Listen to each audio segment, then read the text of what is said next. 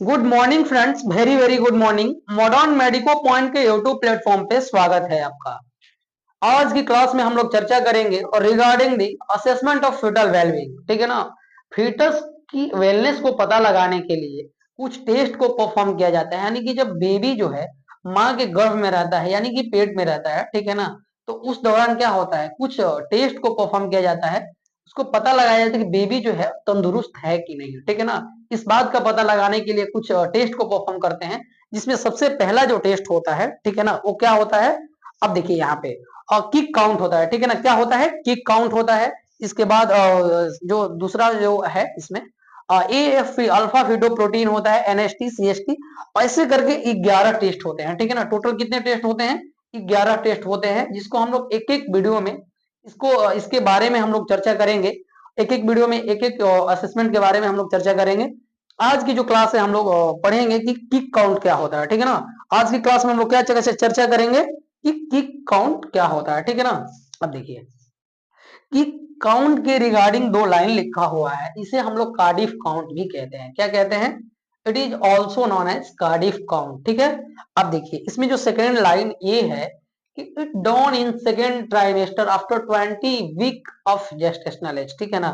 यानी कि इसको 20 वीक का जब बेबी हो जाता है इंटरायूटेराइन लाइफ में, यानी बेबी की जो जेस्टेशनल एज है वो 20 वीक क्रॉस कर जाता है, तब इस टेस्ट को परफॉर्म किया जाता है सेकेंड ट्राइमेस्टर में। ट्राइमेस्टर क्या होता है, किसी बेबी के जेस्टेशनल एज को पूरी जो इंटरायूटेराइन लाइफ है, यानी कि जब बेबी माँ के गर्भ में रहता है, उस पूरे टाइम पीरियड को 3 पार्ट्स में डिवाइड किया गया है।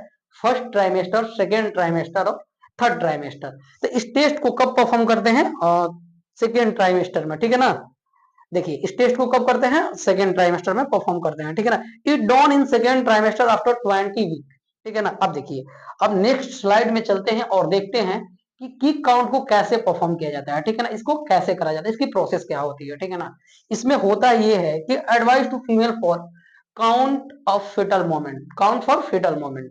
इसमें माँ को जो है, माँ को एडवाइस करते हैं कि जो बेबी की मोमेंट है उसको काउंट करो, ठीक है ना। अगर 12 आवर में अगर मिनिमम 10 मोमेंट्स हो रहे हैं, ठीक है ना। अगर क्या हो रहे हैं, माँ को एडवाइस करना है फीटस की मोमेंट को काउंट करने के लिए, ठीक है ना। अगर 12 आवर में अगर 10 मोमेंट हो रही है, कितना हो रही है, 10 मोमेंट हो रही है, इट मीन्स की fetus is well inside the uterus, ठीक है ना।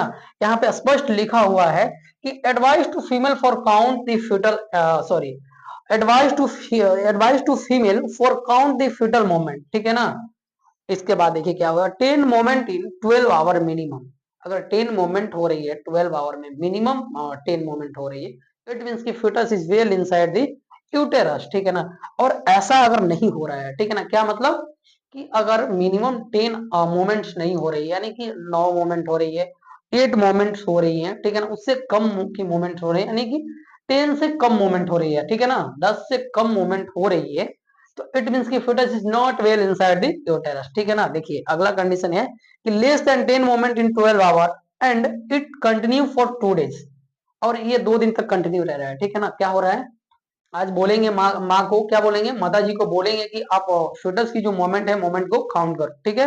और मोमेंट मोमेंट जो है, और 12 आवर में 10 मोमेंट नहीं हो रही है, ठीक है, यानी कि 9 हो रही है, 8 हो रही है, 7 हो रही है, 5 बार मोमेंट हो रही है, नहीं हो रही है, ठीक है ना।